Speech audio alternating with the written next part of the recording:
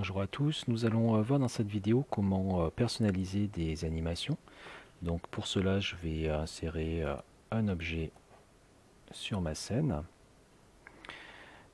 et on va jouer en fait avec la partie Move and Transform en ajoutant des key points.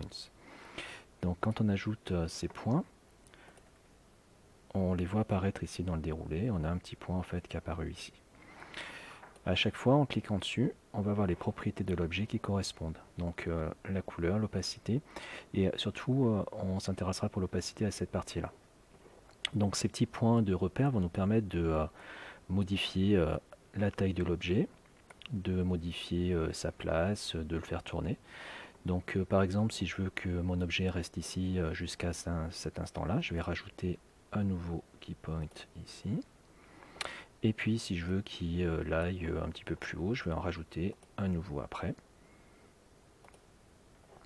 Et en cliquant bien dessus, normalement c'est présélectionné, mais je vérifie bien en fait qu'il est en bleu. Je vais le déplacer ici par exemple. Donc si je regarde ce que ça donne, je vois que hop, mon objet se déplace à partir de là. Je peux aussi continuer de le faire se déplacer hein, si je veux. Donc je vais rajouter un petit point. Je vais l'amener hop ici au centre.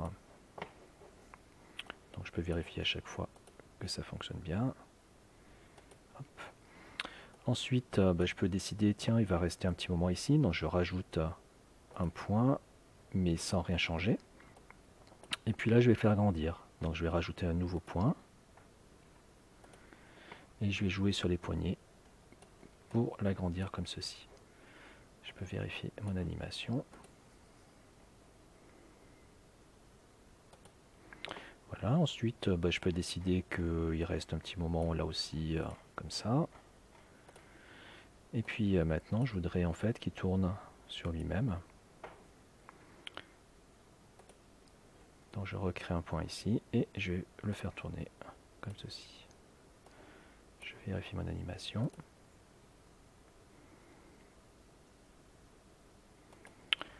Voilà, donc un moyen assez simple de faire ça.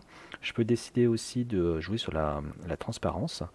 Donc je peux créer un nouveau key point ici. Et là je vais décider que mon objet en fait il disparaît.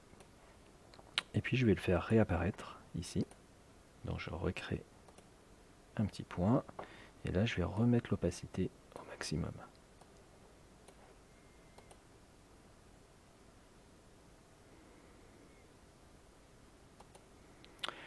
Voilà, un petit outil qui est très pratique, qui permet de faire pas mal de choses. On peut faire un zoom sur une image par exemple, voilà, il y a plein de possibilités. Comme on l'a vu dans la partie précédente, je vais pouvoir jouer aussi sur la longueur des transitions, simplement en décalant mes petits points plus ou moins. C'est-à-dire qu'ici par exemple, la transition est assez rapide entre la transparence et du coup mon objet opaque. Donc si je déplace en fait mon objet ici, la transparence sera beaucoup plus lente. Donc je vais pouvoir jouer sur ça également. Un des intérêts de la transparence est de jouer sur l'apparition ou disparition de plusieurs objets. Par exemple cet objet là, si je le mets en dessous de l'oiseau, c'est l'oiseau en fait qui prend un maximum de place. Je pourrais imaginer vouloir cacher en fait cette pomme ici. Donc là, toujours pareil, hein, on voit que ça apparaît en fait au moment où il y avait mon curseur, donc je vais le décaler. Et je voudrais en fait simplement que ma pomme qui n'était pas visible apparaisse quand mon oiseau devient transparent. Voilà, donc je vois que ça fonctionne plutôt bien. Je peux jouer après sur mes longueurs comme d'habitude pour que la pomme ensuite ne soit plus visible à nouveau. Voilà, à bientôt.